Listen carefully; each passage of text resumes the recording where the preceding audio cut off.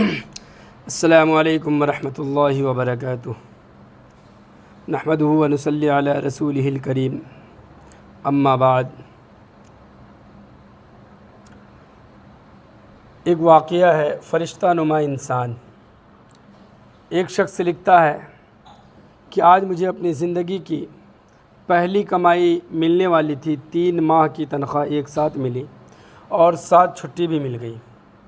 گھر پہنچا تو عید کا سما تھا، خوشی کا ماحول تھا، ماں باپ، بھائی بہن سب بہت خوش تھے۔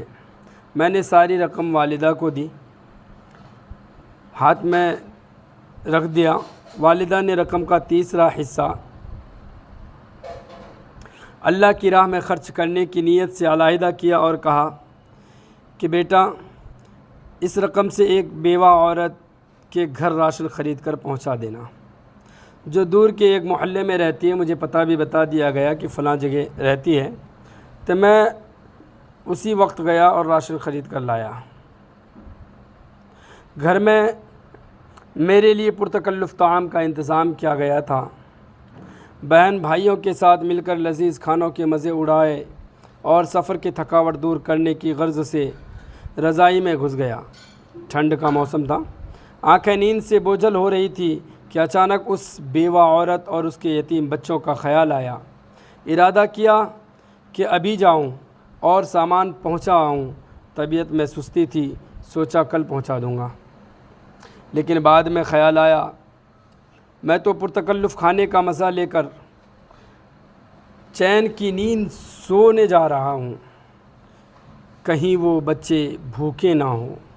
اسی وقت لحاف سے نکلا، ایک چادر اوڑھی، تھیلا کاندھے پر رکھا اور اس کے گھر کی طرف نکل پڑا۔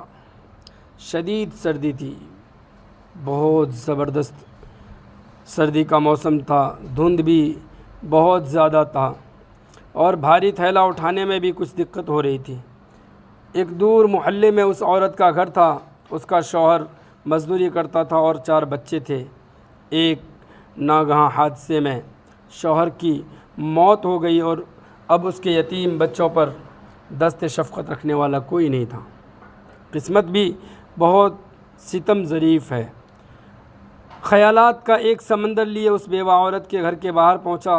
گھر کیا تھا بلکہ ایک ڈربہ تھا، ایک خیمہ کی طرح تھا، کچا مکان، چھوٹا سا صحن اور ایک خمیدہ سی 4 دیواری تھی۔ دروازہ کھٹکھٹایا تو ایک 5 سالہ بچی آئی باہر، جس کے چہرے پر پریشانی، خوف اور بھوک نمایاں تھی۔ میں اس کے چہرے کو تکے جا رہا تھا اور دل ہی دل میں دعا کر رہا تھا کہ اللہ کسی بچے پر ایسا وقت نہ لائے۔ اس بچی نے ایک پرانا سا جوڑا پہنا ہوا تھا اور شدید سردی میں ایک پھٹی پرانی جرسی پہنی ہوئی تھی۔ پاؤں برہنہ تھے، وہ بھی اس سردی میں کہ پیروں کو جما کر رکھ دیں۔ میں نے کچھ کہے سنے بغیر راشن والا تھیلا زمین پر رکھا۔ تھیلے کو دیکھتے ہی وہ ننھی سی معصوم بچی چلا اٹھی کہ کیا اس میں کھانے کا سامان ہے؟ یہ سننا تھا کہ میں حیران ہو گیا۔ ایک بار پھر اس نے یہی سوال دہرایا کہ کیا اس میں کھانے کا سامان ہے؟ میں نے مثبت انداز میں سر ہلایا۔